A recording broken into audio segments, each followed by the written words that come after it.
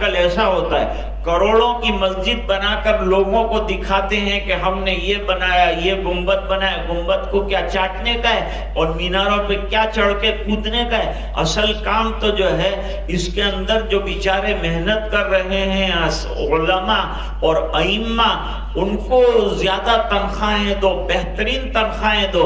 اور پہلے زمانے میں بھائی جو ہے ہمیں محلے میں آتے تھے تو کچے کچے مکانات تھے، آج اللہ نے آپ کو اچھے اور پکے مکانات دیے۔ اس کا مطلب یہ ہے کہ مالی حیثیت اللہ تعالیٰ نے بڑھا دی، مال سے نوازا۔ تو آپ اساتذہ کو نوازیے، دیجئے، اور ذرا بھی دریغ مت کیجئے، اور ذرا بھی کنجوسی اور بخل سے کام مت کیجئے۔ حدیث شریف میں فرمایا انفق علیک، اگر تو نے خرچ کیا اللہ کے راستے میں دیا تو اللہ تعالیٰ تیرے آنے والے مال کو بند نہیں کرے گا، بلکہ تو خرچ کرتا جا، اللہ تعالیٰ دیتے چلے جائیں گے۔